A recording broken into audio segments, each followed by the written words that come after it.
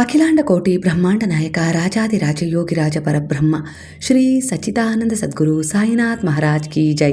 ಗುರುವಿನ ಪಾದಾರವಿಂದಗಳಿಗೆ ವಂದಿಸುತ್ತಾ, ನಮಸ್ತೆ ಸ್ನೇಹಿತರೆ, ಹೇಗಿದ್ದೀರಾ? ಗುರುವಿನ ಆಶೀರ್ವಾದ, ಭಗವಂತನ ದಯೆ, ಕರುಣೆ, ಪ್ರೇಮದಲ್ಲಿ ಹಾಗೆ ನಿಮ್ಮ ಉತ್ತಮವಾದ ಉದ್ದೇಶದ ಒಳ್ಳೆಯ ಕರ್ಮದಲ್ಲಿ ನೀವು ಸುರಕ್ಷಿತವಾಗಿದ್ದೀರಾ. ಅದೇ ರೀತಿ ನಾನು ಕೂಡ ಪ್ರಾರ್ಥನೆಯನ್ನು ಮಾಡ್ತಾ ಇವತ್ತಿನ ವಿಡಿಯೋ ಶುರು ಮಾಡ್ತಿದ್ದೀನಿ. ಸ್ನೇಹಿತರೆ, ಅನೇಕ ರೀತಿಯ ಸಮಸ್ಯೆಗಳನ್ನು ಕೆಲವೊಂದು ಸಾರಿ ಮನುಷ್ಯರು ನಾವೆಲ್ಲರೂ ಅನುಭವಿಸ್ತೀವಿ ಅಲ್ವಾ? ಕೆಲವೊಂದು ಸಾರಿ ಬೇಡ ಅಂದರೂ ಆ ಸಮಸ್ಯೆಗಳು ನಮ್ಮನ್ನು ಸುತ್ತುವರಿತವೆ. ಹಾಗೆ ಕೆಲವೊಂದು ಸಾರಿ ನಾವು ಆ ವಿಚಾರನ ಮನಸ್ಸಲ್ಲಿ ಅಂದ್ಕೊಂಡೇ ಇರೋದಿಲ್ಲ. ಅಂತಹ ಒಂದು ಕಹಿ ಘಟನೆಗಳು ಕೆಲವೊಂದು ಸಾರಿ ಯಾವುದೋ ಒಂದು ಅಡೆತಡೆಯ ಮೂಲಕ ಆಗಿರ್ಬೋದು, ಇಲ್ಲ ಸೋಲಿನ ಅನುಭವ ಕೊಡುವ ಮೂಲಕ ಆಗಿರ್ಬೋದು, ಇಲ್ಲ ಒಂದು ನಕಾರಾತ್ಮಕತೆ ಆವರಿಸಿ ಮನೆಯಲ್ಲಿ ಕಿರಿಕಿರಿ, ಜಗಳ, ಸಮಸ್ಯೆ, ಏನೋ ಒಂದು ರೀತಿಯ ಒಂದು ವೈಮನಸ್ಸನ್ನು ಮೂಡಿಸುವ ಮೂಲಕ ಕೆಲವು ಸಮಸ್ಯೆಗಳು ಆಕಸ್ಮಿಕವಾಗಿ ಬರ್ತವೆ. ಅದು ಆಕಸ್ಮಿಕ ಅನ್ನೋದಕ್ಕಿಂತ ಕೆಲವರ ದೃಷ್ಟಿಯಿಂದ ಇರ್ಬೋದು, ಹಾಗೆ ಕೆಲವರ ಒಂದು ಹೊಟ್ಟೆ ಕಿಚ್ಚು, ಅಸೂಯೆ, ಇಲ್ಲವೇ ನಿಮ್ಮ ಏಳಿಗೆಯನ್ನು ಕಂಡು ಅವರು ಸಹಿಸದೇ ಇರುವ ಭಾವದಿಂದ ಕೂಡ ಕೆಲವೊಂದು ನಕಾರಾತ್ಮಕ ಎನರ್ಜಿಗಳು ನಿಮ್ಮ ಮೇಲೆ ಪರಿಣಾಮ ಬೀರ್ತವೆ. ಇದರಿಂದ ಕೂಡ ನಿಮ್ಮ ಕೆಲಸದಲ್ಲಿ ಅಡೆತಡೆ ಆಗೋದು, ಮನೆಯಲ್ಲಿ ಜಗಳ, ಕಿರಿಕಿರಿ, ಸಮಸ್ಯೆ ಆಗೋದು, ಈ ರೀತಿ ಒಂದಿಷ್ಟು ವಿಚಾರಗಳು ನಡೀತವೆ. ಅಂದರೆ ಇದಕ್ಕೆ ಸಮಸ್ಯೆಗೆ ಪರಿಹಾರ ಇಲ್ಲ ಅಂತ ಇಲ್ಲ. ನಿಮ್ಮ ಭಾವನೆಗಳು ಹೇಗಿರ್ತವೋ ಹಾಗೆಯೇ ಕೆಲವು ವಿಚಾರಗಳು ಸಿದ್ಧಿಯಾಗ್ತವೆ. ಹಾಗಾಗಿ ಇಲ್ಲಿ ನಾನು ಒಂದಿಷ್ಟು ನಿಮ್ಮ ಸಮಸ್ಯೆಗಾಗಿರ್ಬೋದು, ಇಲ್ಲ ಯಾರೋ ಒಂದಿಷ್ಟು ಅಡೆತಡೆ ಉಂಟು ಮಾಡ್ತಾ ಇದ್ದಾರೆ, ತುಂಬ ನಿಮಗೆ ತೊಂದರೆ ಕೊಡ್ತಾ ಇದ್ದಾರೆ, ಒಂದು ಬ್ಲ್ಯಾಕ್ ಮ್ಯಾಜಿಕ್ ಆಗಿರ್ಬೋದು, ಒಂದು ನಕಾರಾತ್ಮಕ ದೃಷ್ಟಿ ಆಗಿರ್ಬೋದು, ಇಲ್ಲ ನಿಮಗೇನು ಕೆಟ್ಟದಾಗಲಿ ಅಂತ ಹೇಳಿ ಒಂದು ನಿಮ್ಮ ಮನೆ ಎದುರಿಗಾಗಿರ್ಬೋದು, ಇಲ್ಲ ಕೆಲಸ ಮಾಡೋ ಜಾಗದಲ್ಲಾಗಿರ್ಬೋದು ಏನಾದರೂ ಒಂದು ಪ್ರಯೋಗ ಮಾಡಿ ಹೋಗ್ತಾ ಇದ್ದಾರೆ. ಅಂದರೆ ಅದು ನಿಮಗೆ ಕೆಡಕಾಗಬೇಕು, ಅಂದರೆ ಇಲ್ಲಿ ನಿಮ್ಮ ಏಳಿಗೆಯನ್ನು ಅವರಿಗೆ ಸಹಿಸೋಕ್ಕಾಗ್ತಾ ಇಲ್ಲ. ಹಾಗಾಗಿ ಈ ರೀತಿ ಮಾಡ್ತಾ ಇದ್ದಾರೆ. ಇದರಿಂದ ನೀವು ಹೊರಗೆ ಬರಲೇಬೇಕು. ಯಾಕಂದರೆ ಅದೊಂದು ಎನರ್ಜಿ. ಆ ಎನರ್ಜಿ ನಿಮ್ಮ ಮೇಲೆ ಒಂದಲ್ಲ ಒಂದು ರೀತಿಯಲ್ಲಿ ಒಂದೊಂದು ಸಾರಿ ಹಾನಿ ಮಾಡುತ್ತೆ. ಅದು ಅನಾರೋಗ್ಯದ ಸ್ಥಿತಿ ಆಗಿರ್ಬೋದು, ಇಲ್ಲ ಬೀಳೋದಾಗಿರ್ಬೋದು, ಇಲ್ಲ ಯಾವುದೋ ಒಂದು ರೀತಿಯಲ್ಲಿ ಮಾನಸಿಕ ಒತ್ತಡ ತರೋದಾಗಿರ್ಬೋದು. ಒಟ್ಟಾರೆಯಾಗಿ ಹೇಗೆ ಅಂದರೆ, ಒಂದು ಹೂವು ಅರಳಿದಾಗ ಅದರ ಒಂದು ಪರಿಮಳ ನಿಮ್ಮನ್ನು ಬಂದು ತಲುಪುತ್ತೆ ಅಲ್ವಾ, ಮೂಗಿಗೆ ಬಡಿಯುತ್ತೆ. ಅದೇ ರೀತಿ ಒಂದು ನಕಾರಾತ್ಮಕ ಒಂದು ಪ್ರಯೋಗ ನಿಮ್ಮ ಮೇಲಾಗಿದೆ ಅಂದರೆ ಅದರ ಒಂದು ಪ್ರಭಾವ ನಿಮ್ಮ ಮೇಲೂ ಕೂಡ ತಿಳಿಯದಂತೆ ಹರಡ್ತಾ ಇರುತ್ತೆ. ಕೆಲವೊಂದು ಸಾರಿ ಮನುಷ್ಯನ ಮನಸ್ಸು ಹೀಗೆ ಅಂತ ಇರೋದಿಲ್ಲ. ಕೆಲವೊಂದು ಸಾರಿ ಆಲಸ್ಯ, ಸೋಮಾರಿತನ, ಕೆಲವೊಂದು ಸಾರಿ ಏನೋ ಚಿಂತೆ ಮಾಡೋದು, ಒತ್ತಡಕ್ಕೆ ಜಾರೋದು ಅನ್ನೋ ರೀತಿಯಲ್ಲಿ ಯೋಚಿಸಿದಾಗ ಈ ನಕಾರಾತ್ಮಕ ಎನರ್ಜಿ ಸಂಪೂರ್ಣವಾಗಿ ನಿಮ್ಮನ್ನು ಕೆಲವೊಂದು ಸಾರಿ ಆವರಿಸ್ಬಿಡುತ್ತೆ. ಅದು ದೃಷ್ಟಿದೋಷ ಅಂತಲೂ ಹೇಳ್ಬೋದು, ಇಲ್ಲ ಒಂದು ಬ್ಲ್ಯಾಕ್ ಮ್ಯಾಜಿಕ್ ಪ್ರಭಾವ ಅಂತಲೂ ಹೇಳ್ಬೋದು. ಎಲ್ಲೋ ಒಂದು ರೀತಿಯಲ್ಲಿ ನಿಮ್ಮನ್ನು ಮಾನಸಿಕವಾಗಿ ಕುಗ್ಸುತ್ತೆ. ಈ ಮಾನಸಿಕವಾಗಿ ನೀವು ಕುಗ್ಗೋದ್ರಿಂದ ಏನಾಗುತ್ತೆ, ನಿಮ್ಮ ಕೆಲಸದ ಮೇಲೆ ನೀವು ಫೋಕಸ್ ಮಾಡೋದಿಲ್ಲ. ಒಂದು ಧ್ಯಾನ ಆಗಿರ್ಬೋದು, ಪೂಜೆ ಆಗಿರ್ಬೋದು, ಹಾಗೆ ನಿಮ್ಮನ್ನು ನೀವು ಸಕಾರಾತ್ಮಕವಾಗಿ ಇಟ್ಕೊಳ್ಳೋಕ್ಕೆ ಕೆಲವೊಂದು ಸಾರಿ ಸಾಧ್ಯ ಆಗೋದಿಲ್ಲ. ಅಂದರೆ ಆ ಒಂದು ನಕಾರಾತ್ಮಕ ಎನರ್ಜಿಯ ಪ್ರಭಾವ ನಿಮ್ಮ ಮೇಲಾದಾಗ ನೀವೊಂದು ರೀತಿಯ ಮಂಕು ಕವಿದಂಥ ವಾತಾವರಣಕ್ಕೆ ಹೊಂದ್ಕೊಂಡ್ಬಿಡ್ತೀರ.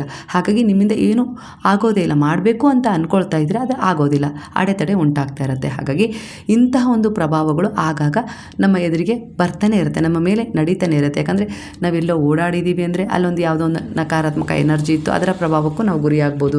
ಇಲ್ಲಾಂದರೆ ಯಾರದ್ದು ಕೆಟ್ಟ ದೃಷ್ಟಿ ಆಗಿರ್ಬೋದು, ಇಲ್ಲ ಒಂದು ಉದ್ದೇಶಪೂರ್ವಕವಾಗಿ ಯಾರಾದರೂ ಏನಾದರೂ ನಿಮಗೆ ಮಾಡಿದ್ದಾಗಿರ್ಬೋದು. ಇಂತಹ ಒಂದು ಎನರ್ಜಿಗಳು ನಮ್ಮ ಮೇಲೆ ಆಗಾಗ ಹಾನಿ ಉಂಟು ಮಾಡ್ತಾನೆ ಇರ್ತದೆ. ನಾವು ಎಲ್ಲಿವರೆಗೂ ಇಲ್ಲಿರ್ತೀವೋ ಅಲ್ಲಿವರೆಗೂ ಈ ರೀತಿಯ ಶಕ್ತಿಗಳು ನಮ್ಮ ಮೇಲೆ ಒಂದು ಪ್ರಯೋಗ ಕೆಲವರು ಮಾಡ್ತಾನೆ ಇರ್ತಾರೆ. ಯಾಕಂದರೆ ಕೆಲವರಿಗೆ ಮಾಡಲಿಕ್ಕೆ ಬೇರೆ ಕೆಲಸ ಇರೋದಿಲ್ಲ.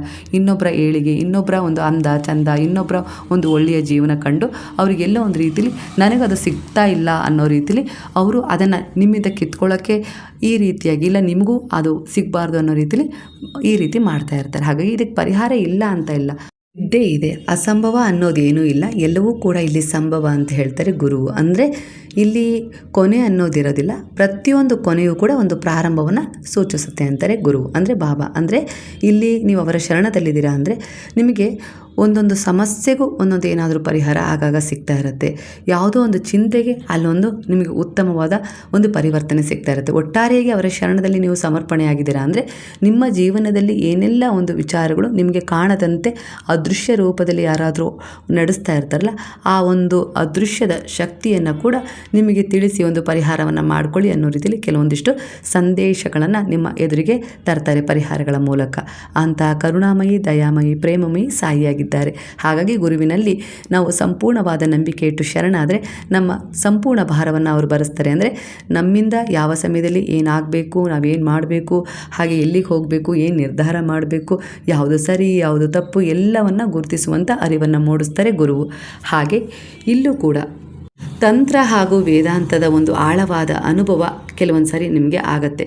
ಇದೊಂದು ಪ್ರಾಕ್ಟಿಕಲ್ ಪರಿಹಾರ. ನಿಮ್ಮ ಜೀವನದಲ್ಲಿರುವ ಕೆಲವು ಸಮಸ್ಯೆಗಳು, ಅಡೆತಡೆಗಳು, ಹಾಗೆ ಕೆಲವು ದೋಷಗಳಾಗಿರ್ಬೋದು, ನೆಗೆಟಿವ್ ಯೋಚನೆಗಳು ನಿಮ್ಮದೇ ಆಗಿರ್ಬೋದು, ಹಾಗೆ ಇಲ್ಲ ನಿಮ್ಮ ಶತ್ರುಗಳು ಈ ರೀತಿ ಒಂದು ಯೋಚನೆ ಮಾಡಿ ನಿಮ್ಮ ಮೇಲೆ ಯಾವುದೇ ರೀತಿ ಅಂದರೆ ನಿಮ್ಮ ನಾಶಕ್ಕೆ ಕಾರಣವಾಗುವ ರೀತಿಯಲ್ಲಿ ಕೆಲವೊಂದು ಕೆಟ್ಟ ದೃಷ್ಟಿಗಳನ್ನು ಬೀರೋದಾಗಿರ್ಬೋದು, ಕೆಟ್ಟ ಒಂದು ಪ್ರಯೋಗ ಮಾಡೋದಾಗಿರ್ಬೋದು, ಇವುಗಳಿಗೆ ಪರಿಹಾರ ಕೆಲವೊಂದು ಸಾರಿ ನಾನು ಸಾಕಷ್ಟು ಹೇಳಿದ್ದೀನಿ. ಅದರಲ್ಲಿ ನಾನು ಇವಾಗ ಹೇಳ್ತಾ ಇರುವ ಈ ಪರಿಹಾರ ಕೂಡ ಇನ್ನೊಂದು ಅದ್ಭುತವಾದ ಪರಿಹಾರ ಅಂತಲೇ ಹೇಳ್ಬೋದು. ಅಂದರೆ ಇಲ್ಲಿ ಇಷ್ಟೊಂದು ತಿಳುವಳಿಕೆ ನೀಡುವ ವಿಡಿಯೋ ಅಂತ ಹೇಳಿ ಅನುಭವಕ್ಕಿಂತ ಹೆಚ್ಚಾಗಿ ಇದು ನಿಮ್ಮ ಒಂದು ಅದೃಷ್ಟದ ಬಾಗಿಲು ತೆರೆಯುವ ಕೀಲಿಕೈಯಾಗಿದೆ. ವರ್ಷಗಟ್ಟಲೆಯಿಂದ ಅನೇಕ ರೀತಿಯ ಸಮಸ್ಯೆಗಳನ್ನು ಹೊತ್ತು ನಿಮ್ಮ ಅದೃಷ್ಟವನ್ನು ಒಂದು ಮುಚ್ಚಿರುವ ಬೀಗವನ್ನು ತೆಗೆಯುವ ಕೀಲಿಕೈ ಆಗಿದೆ. ಇದನ್ನು ಗುರುವೇ ನಿಮ್ಮೆದುರಿಗೆ ತಂದಿದ್ದಾರೆ. ಹಾಗಾಗಿ ಈ ಪರಿಹಾರವನ್ನು ಮಾಡಿಕೊಳ್ಳಿ. ನಿಮ್ಮ ಮನೆ ಮೇಲಿರುವ ನಿಮ್ಮಲ್ಲಿರುವ ಅನೇಕ ರೀತಿಯ ನೆಗೆಟಿವ್ ಎನರ್ಜಿಗಳು ರಿಮೂವ್ ಆಗ್ತವೆ. ಅಂಥದ್ದೇ ಒಂದು ಬ್ಲಾಕ್ ಮ್ಯಾಜಿಕ್ ಮಾಡಿದರೂ ಕೂಡ ಅದು ತಿರುಗು ಬಾಣವಾಗಿ ಅವರನ್ನೇ ಹೋಗಿ ತಲುಪುತ್ತೆ. ಯಾಕಂದರೆ ಅದು ಅವರೇ ಕೊಟ್ಟ ಎನರ್ಜಿ ಆಗಿರುತ್ತೆ. ಹಾಗೆ ನಿಮಗೆ ಕೆಟ್ಟ ಕನಸು ಬೀಳೋದಾಗಿರ್ಬೋದು, ಭಯ, ಆತಂಕ, ಮಲಗಿದಾಗ ಎಲ್ಲೋ ಒಂದು ರೀತಿಯಲ್ಲಿ ಕಿರಿಕಿರಿ, ನಿದ್ದೆ ಸರಿ ಬರ್ತಾ ಇಲ್ಲ ಅನ್ನೋದಾಗಿರ್ಬೋದು. ಹಾಗೆ ನಾಳೆ ನಾನು ಒಂದಿಷ್ಟು ಫೈನಾನ್ಷಿಯಲ್ ವಿಚಾರದಲ್ಲಿ ಹೇಗೆ ಪರಿವರ್ತನೆ ತಗೊಳ್ಳೋದು ಅಂದರೆ ಹಣಕಾಸಿನ ಒಂದಿಷ್ಟು ಸಮಸ್ಯೆಗಳು ನಿಮ್ಮ ಜೀವನದಲ್ಲಿ ನಡೀತಾ ಇದ್ದಾವೆ ಅಂದರೆ ಇದಕ್ಕೆ ಪರಿಹಾರ ನಾನು ಏನು ಮಾಡ್ಕೊಳ್ಬೇಕು, ನಾನು ಏನೇ ಮಾಡಿದರೂ ಕೂಡ ನನಗೊಂದು ವ್ಯಾಪಾರ ಆಗ್ತಾ ಇಲ್ಲ ಹಣಕಾಸು ನಿಲ್ತಾ ಇಲ್ಲ, ಅಡೆತಡೆ ಉಂಟಾಗ್ತಾ ಇದೆ, ಯಾರೋ ಕೊಡೋರು ಕೊಡ್ತಾ ಇಲ್ಲ ನಾನು ಯಾರಿಗೋ ಕೊಡಬೇಕು ಅದನ್ನು ಆಗ್ತಾ ಇಲ್ಲ, ಇಲ್ಲವೇ ನಾನು ಏನೋ ಒಂದು ವ್ಯಾಪಾರ ಮನೆ ಸೇಲ್ ಮಾಡಬೇಕು, ಇಲ್ಲ ಸೈಟ್ ಸೇಲ್ ಮಾಡಬೇಕು ಅಂತ ಇದ್ದೀನಿ ಆದರೆ ಅದು ಆಗ್ತಾ ಇಲ್ಲ, ಯಾವುದೋ ಒಂದು ಶಕ್ತಿ ಎಲ್ಲೋ ಒಂದು ರೀತಿಯಲ್ಲಿ ಕೆಟ್ಟ ದೃಷ್ಟಿ ಆಗಿರ್ಬೋದು, ಅದು ನಿಮ್ಮವರೇ ಆಗಿರ್ಬೋದು, ನಿಮ್ಮ ಸಂಬಂಧಿಕರೇ ಆಗಿರ್ಬೋದು, ಏನೋ ಒಂದು ಅಡೆತಡೆ ತಂದು ಅದನ್ನು ತಡೀತಾ ಇರ್ಬೋದಲ್ವ ಅವರ ಕೆಟ್ಟ ದೃಷ್ಟಿಯಿಂದ. ಇದರಿಂದ ನಾನು ಹೇಗೆ ಹೊರಗೆ ಬರುವುದು, ಆ ಒಂದು ದೃಷ್ಟಿಯನ್ನು ನಾನು ಹೇಗೆ ತೆಗೆದು ಹಾಕೋದು, ಆ ಪ್ರಭಾವವನ್ನು ಹೇಗೆ ಕಳ್ಕೊಂಡು ನಾನು ಮುಂದುವರಿಯೋದು ಅನ್ನೋ ರೀತಿಯಲ್ಲಿ ನೀವು ಯೋಚಿಸ್ತಾ ಇದ್ದೀರಾ. ಅಂದರೆ ಅದಕ್ಕೆ ತಕ್ಕ ಹಾಗೆ ಗುರು ಇಲ್ಲಿ ನಿಮಗೊಂದು ಪರಿಹಾರವನ್ನು ಕೊಟ್ಟಿದ್ದಾರೆ. ಅಂದರೆ ನೀವು ಎಲ್ಲ ಸಿದ್ಧತೆ ಮಾಡಿಕೊಂಡು ಹೊರಟಿರ್ತೀರ. ಆ ಸಮಯದಲ್ಲಿ ಏನಾದರೂ ಸಮಸ್ಯೆ ಆಗೋದು, ಹೋಗದೇ ಇರೋ ಹಾಗೆ ಆಗಿ ನಿಮ್ಮನ್ನು ತಡೆದು ಬಿಡೋದು, ಇದೇ ಒಂದು ನಕಾರಾತ್ಮಕ ಎನರ್ಜಿ ನಿಮ್ಮವರೇ ಕೆಲವೊಂದು ಸಾರಿ ನಿಮ್ಮ ಮೇಲೆ ಬೀರೋದಾಗಿರ್ಬೋದು. ಈ ರೀತಿಯಾಗಿ ನಿಮ್ಮನ್ನು ಅಲ್ಲಿ ನಿಲ್ಲಿಸಿರುತ್ತೆ. ಹಾಗಾಗಿ ಆಗಬೇಕಾಗಿರುವ ಕೆಲಸಗಳು ಅಡೆತಡೆಯಿಂದ ನಿಂತಿದ್ದಾವೆ.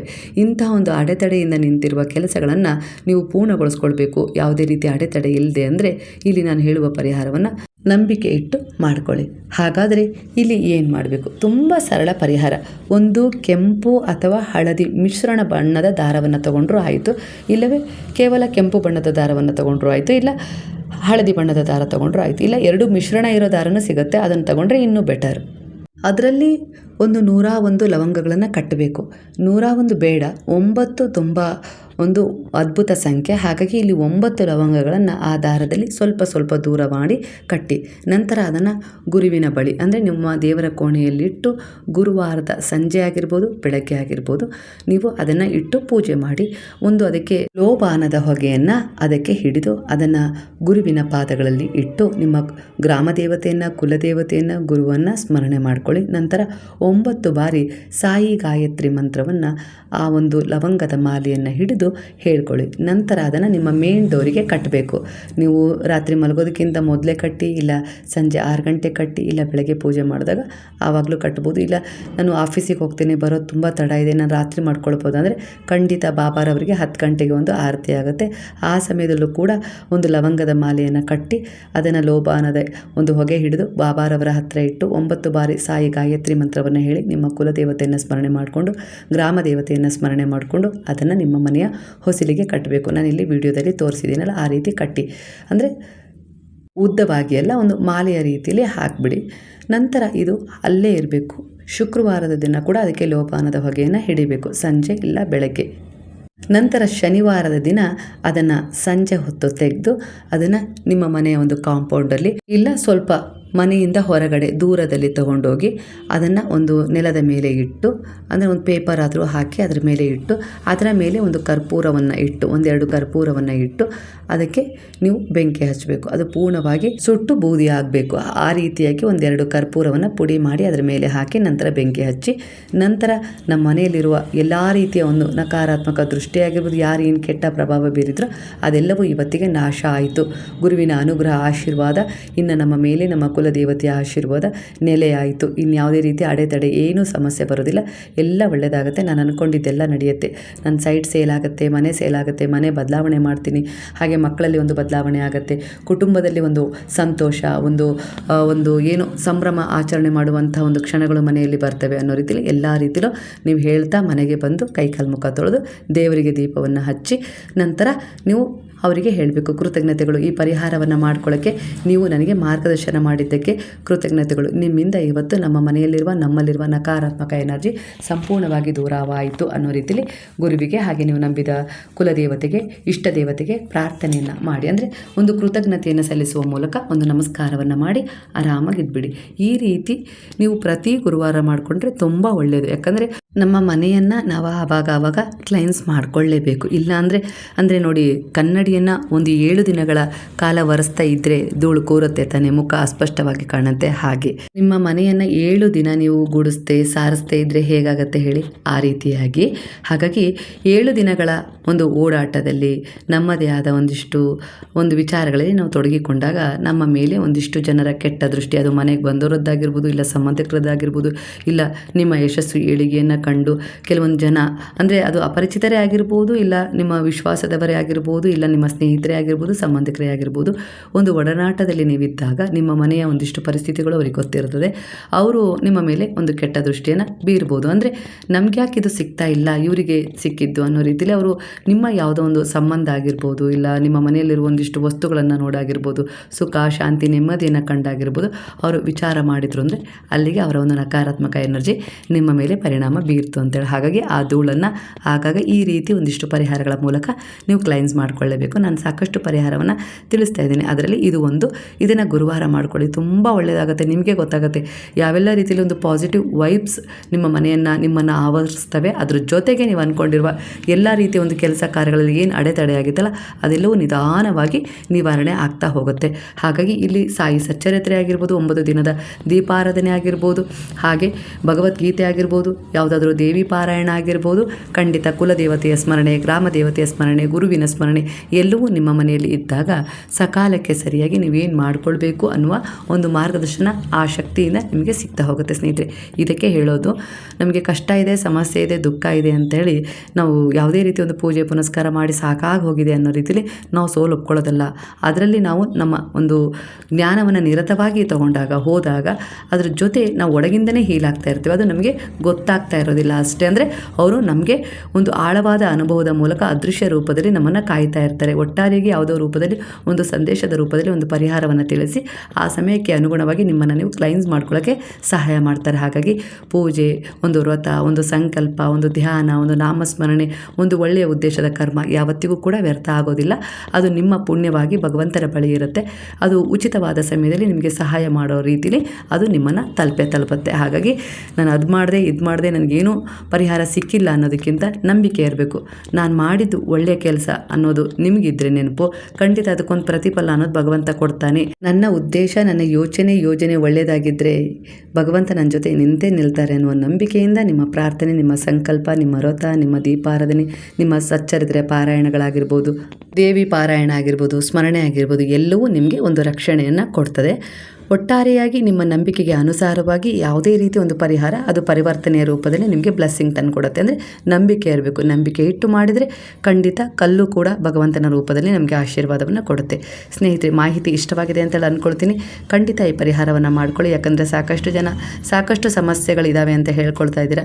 ನಿಮ್ಮ ನಂಬಿಕೆಗೆ ಅನುಸಾರವಾಗಿ ಒಂದಿಷ್ಟು ಸಮಸ್ಯೆಗಳು ಪರಿಹಾರ ಆಗೋ ದಾರಿಯನ್ನು ನಾನಿಲ್ಲಿ ತೋರಿಸ್ತಿದ್ದೀನಿ. ಅದಕ್ಕೆ ಅನುಸಾರವಾಗಿ ನಿಮ್ಮ ಜೀವನದಲ್ಲಿ ಒಂದಿಷ್ಟು ನೆಮ್ಮದಿ ನೀವು ಕಾಣಬೇಕು. ಅದಕ್ಕೆ ಒಂದು ಒಳ್ಳೆಯ ಉದ್ದೇಶದ ಕರ್ಮಗಳು ನಿಮ್ಮ ಜೊತೆಗೂಡಲಿ ಅಂತೇಳಿ ಭಗವಂತನಲ್ಲಿ ಪ್ರಾರ್ಥನೆಯನ್ನು ಮಾಡ್ತಾ, ಗುರುವಿನ ಆಶೀರ್ವಾದ, ಕೃಪೆ, ದಯೆ, ಕರುಣೆ, ಪ್ರೇಮದಲ್ಲಿ ನೀವು ಯಾವಾಗಲೂ ಸಂರಕ್ಷಿಸಲ್ಪಡ್ರಿ ಅಂತ ಹೇಳಿ ಆ ಗುರುವಿನಲ್ಲಿ ಪ್ರಾರ್ಥನೆಯನ್ನು ಮಾಡ್ತಾ ಇವತ್ತು ಈ ವಿಡಿಯೋ ನಿಮಗೆ ಇಷ್ಟವಾಗಿದ್ರೆ ಕೃತಜ್ಞತಾ ಪೂರ್ವಕವಾಗಿ ಸಾಯಿರಾಮ್ ಅಂತೇಳಿ ಕಮೆಂಟ್ ಮಾಡೋದನ್ನು ಮರಿಬೇಡಿ. ಹಾಗಾದ್ರೆ ಎಲ್ಲರೂ ಸೇರಿ ಹೇಳೋಣ, ಹರೇ ರಾಮ ರಾಮ ರಾಮ ಹರೇ ಹರೇ, ಹರೇ ಕೃಷ್ಣ ಕೃಷ್ಣ ಕೃಷ್ಣ ಹರೇ ಹರೇ, ಹರೇ ಸಾಯಿ ಸಾಯಿ ಸಾಯಿ ಹರೇ ಹರೇ, ಹರೇ ಬಾಬಾ ಬಾಬಾ ಬಾಬಾ ಹರೇ ಹರೇ, ಹರೇ ದತ್ತ ದತ್ತ ದತ್ತ ಹರೇ ಹರೇ.